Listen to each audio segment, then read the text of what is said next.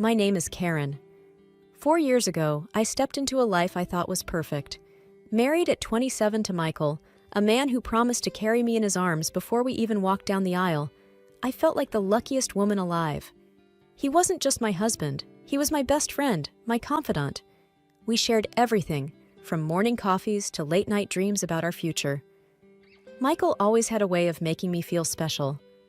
I remember our first anniversary. He recreated our first date, down to the same table at the quaint Italian restaurant where we first realized we were meant for each other. It wasn't just about the grand gestures, it was the little things. The way he'd brush the hair from my face, the soft kisses he'd plant on my forehead when he thought I was asleep.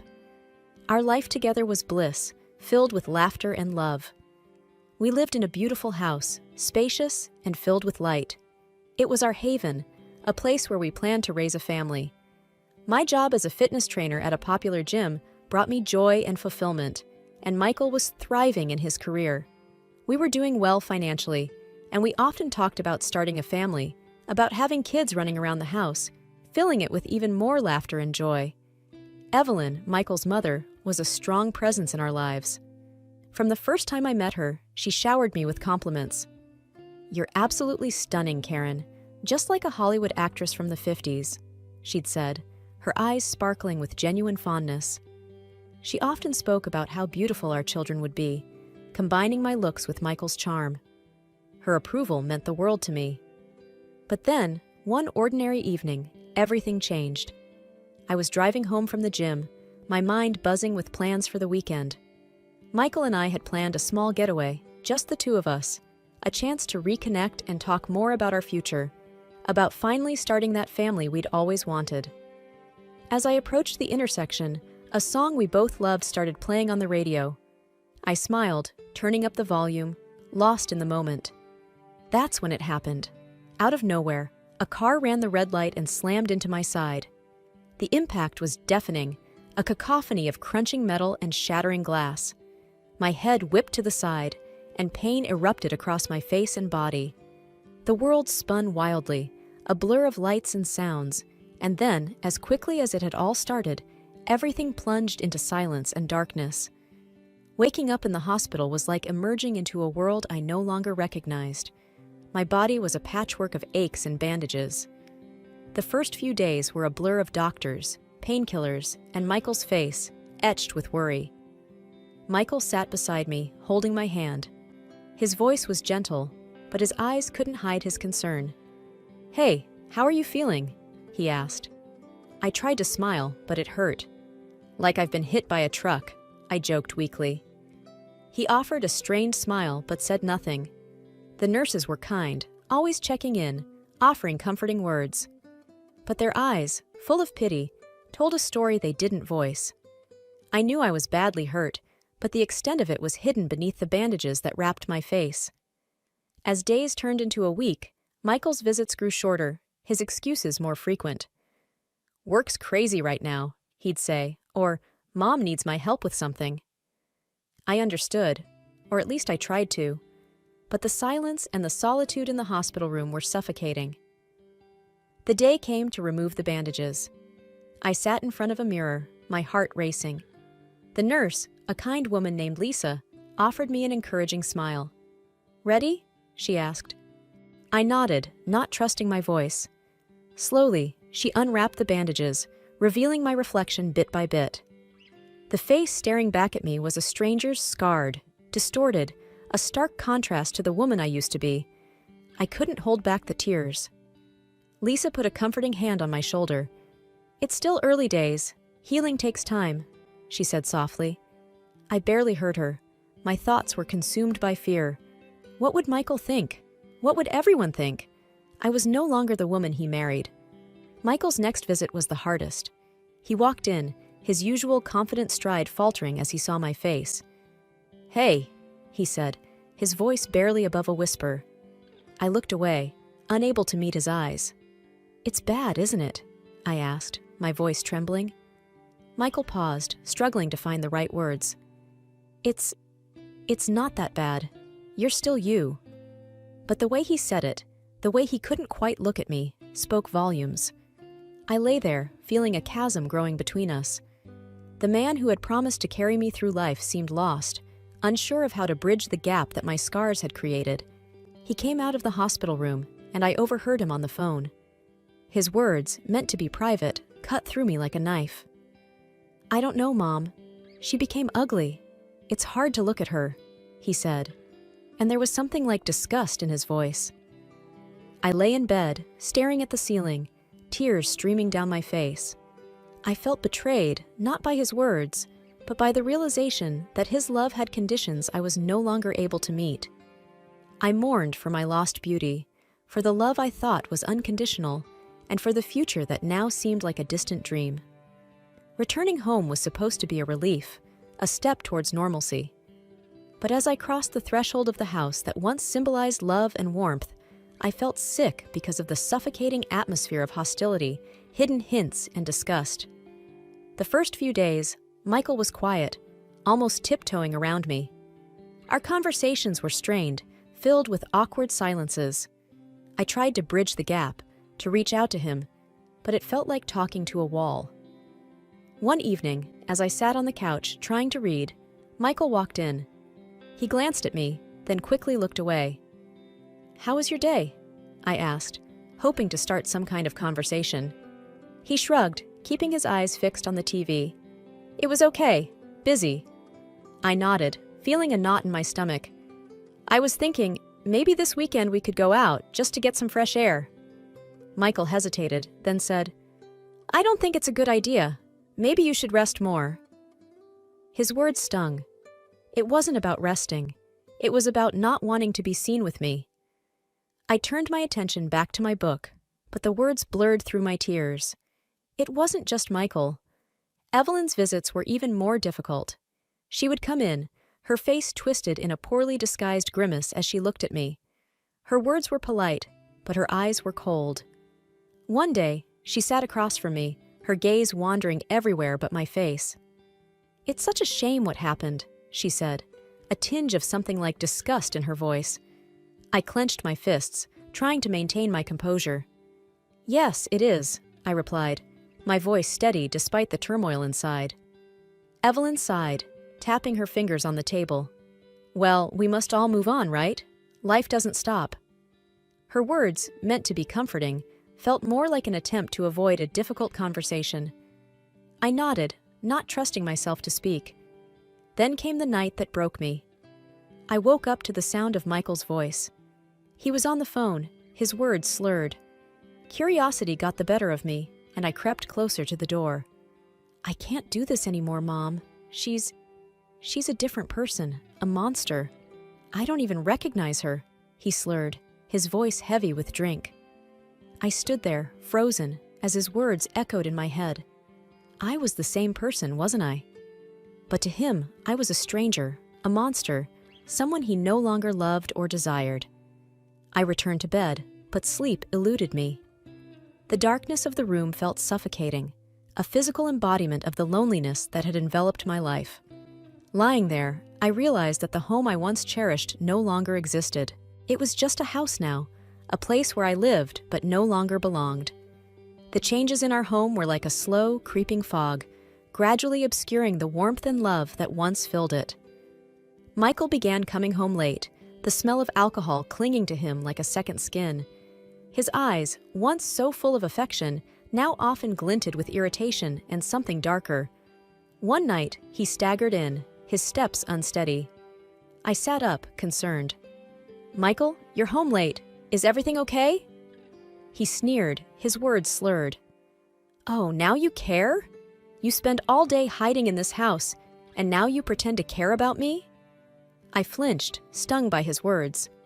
"Michael, you're drunk. Let's talk about this in the morning." He laughed bitterly, a sound that sent shivers down my spine. "What's there to talk about? Look at you. Look at us." I retreated to our room, tears stinging my eyes. The next day, I called Evelyn, hoping for some understanding, some support. "He's drinking a lot, coming home late, and he's mean," I told her, my voice breaking. Evelyn's response was curt, dismissive. "It's normal, dear. Men do these things. He's just stressed, that's all.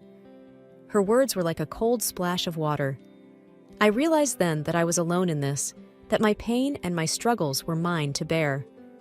The worst night came without warning. I woke up to bright flashes of light.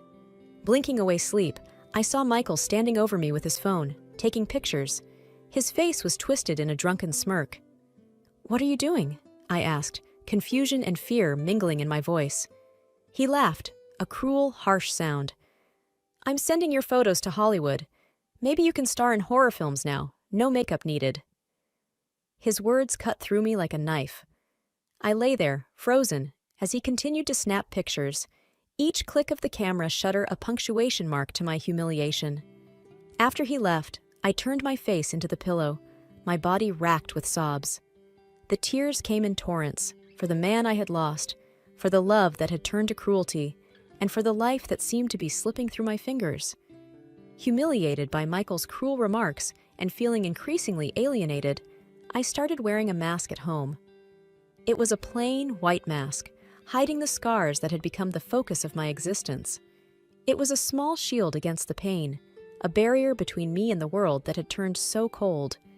As I adjusted the mask one morning, looking at the blank face staring back at me in the mirror, my phone rang, cutting through the silence of the room. An unknown number flashed on the screen, and with a hesitant hand, I answered. "Hello, is this Mrs. Johnson?" The voice was unfamiliar, cautious yet sincere. "Yes, it's me. Who's this?" I replied, curiosity piqued. "My name is John. I was the father of the young man in your accident," he said, his voice laced with regret. A mix of emotions washed over me. "Oh, I see," I managed to say, my voice barely above a whisper. John paused before continuing. "I can't express how sorry I am for what happened. My son was troubled, and what he did, it was unforgivable. I want to do something to help, to make amends." His words, unexpected and heavy with sorrow, left me momentarily speechless. "How can you help?" I asked, skepticism mingling with a faint spark of hope. "I'd like to meet and discuss it in person. Would that be okay?" John's request was earnest, almost pleading. After a moment of hesitation, I agreed to meet him. Sitting across from John in a cafe, his eyes filled with remorse, I listened as he spoke. "Karen, I want to offer financial support for any surgeries or treatments that might help you," he said, his voice steady but filled with emotion. The offer was both overwhelming and tempting. I need to think about it," I replied, my mind racing with possibilities. I kept the meeting and the offer a secret from Michael and Evelyn. Their reactions, I feared, would only add to my confusion and pain. After days of internal debate, I decided to accept John's offer. I arranged consultations with plastic surgeons, discussing what could be done to help heal my scars. To Michael, I mentioned only that I was going for routine medical treatments. He didn't ask for details, and I didn't volunteer any, his indifference a stark contrast to the storm of emotions raging inside me. On the day of the surgery, as I lay on the operating table, the mask was removed, and for a moment I faced my scars unflinchingly. Closing my eyes, I allowed myself to dream, to hope for a future where the woman in the mirror would be someone I recognized, someone whole. Weeks turned into months since the surgery, and with each passing day, my face healed, slowly returning to what it once was. But I kept this transformation hidden under my mask, a secret held close to my chest. Michael, lost in his own world, didn't seem to notice or care. The day I returned home from my final follow-up appointment, the mask firmly in place, I braced myself. Michael and Evelyn were there, their expressions clouded with disdain as I walked in. The air was thick with unspoken contempt, a familiar yet unwelcome presence in what used to be our home. Michael's eyes met mine briefly before he looked away, his lips curling into a sneer. "Look at you, hiding behind that mask. Can't even face the world," he muttered. I remained silent, the mask my armor against his words. Without warning, he thrust a stack of papers towards me. They fluttered to the ground, divorce papers, a stark symbol of our failed marriage. "I'm done with this farce," he spat out. "Sign these and let's end it." I felt a cold calm settle over me. Picking up the papers, I signed them without a word, my pen steady, my resolve firmer than ever. Evelyn, standing nearby, scoffed. "Good riddance. We don't need an ugly reminder of your failure in our lives." Her words, meant to wound, barely grazed me. I had grown beyond their reach. With a small smile playing on my lips, I reached up and removed my mask, revealing my face, almost as it was before the accident. The shock on Michael's and Evelyn's faces was a picture I'd remember forever. Michael's eyes widened, his mouth opening and closing like a fish out of water. Evelyn's hand flew to her mouth, her earlier poise crumbling. But how?" Michael stammered, taking a step towards me. I looked at him, my smile growing. "You were too busy wallowing in your own misery to notice me, to see the person you vowed to love in sickness and in health." Michael's face crumbled, his earlier bravado fading. "Please, let's start over. We can forget all this happened." I laughed, not out of joy, but because of the absurdity of his words. "Forget? No, Michael. I won't forget how you treated me, how you made me feel. I'm leaving, but not because you or your mother want me to. I'm leaving for me."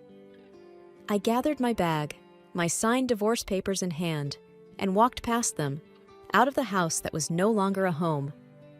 Their shocked faces were the last image I took with me, a reminder of how far I had come and the new life that awaited me. Starting over wasn't easy, but it was necessary. I moved into a small apartment, a space that was mine alone. It was here, among unpacked boxes and bare walls, that I began to rebuild my life. Returning to work at the fitness center was a big step. The familiar smell of the gym, the sound of weights clinking. It was comforting. My colleagues welcomed me back with open arms, their smiles genuine and warm. "Hey, Karen, you're back. We missed you around here," said Lisa, one of the trainers. I smiled, feeling a sense of belonging. It's good to be back. I've missed this place. As I resumed training sessions, I felt a renewed sense of purpose. With each class I taught, I grew stronger, not just physically, but emotionally too. I was finding myself again, rediscovering the woman who loved her job, who took pride in her strength. One day, after a particularly grueling session, I sat down on a bench, catching my breath. That's when John walked in. I hadn't seen him since our meeting at the cafe months ago. "Hello," he said, a tentative smile on his face. "I was in the neighborhood and thought I'd stop by. How are you?" I stood up, surprised but pleased to see him. "I'm doing well, thank you. It's good to see you, John." We talked for a while, about mundane things at first, the weather, the gym. Then, the conversation shifted to more personal topics. "I never got the chance to thank you properly," I said, my voice sincere. "Your help. It changed everything for me." John's smile was warm. "I'm just glad I could do something to make amends. You've come a long way." He hesitated for a moment before continuing. "I was wondering if maybe you'd like to grab a coffee sometime? No pressure, just as friends." The invitation caught me off guard, but it was a pleasant surprise. "I'd like that," I replied, a genuine smile spreading across my face. As I watched him leave the gym, I felt a flutter of excitement, a feeling I hadn't experienced in a long time. It was the beginning of something new, a chance to explore life from a fresh perspective. That night, as I lay in bed in my new apartment, I thought about the twists and turns my life had taken. There was still pain and healing ahead, but there was also hope. Hope for a future that was mine to shape. The dawn of a new day was breaking, and I was ready to meet it head on. The journey of life, I've come to realize, is never a straight path. It twists and turns, bringing challenges and surprises along the way. Since my divorce, I've been rediscovering who I am, but not without unexpected obstacles. Michael, unable to accept the end of our marriage, began reaching out, trying to rekindle what we once had. His persistence, a stark contrast to his earlier indifference, forced me to seek legal means to ensure my peace. It was a difficult decision, but necessary for my well-being. The day I stood in court, asking for a restraining order, I felt a mix of sadness and determination. Sadness for what our relationship had become, and determination to protect my newfound independence. Meanwhile, my relationship with John was blossoming into something beautiful and profound. He was a constant source of support and understanding.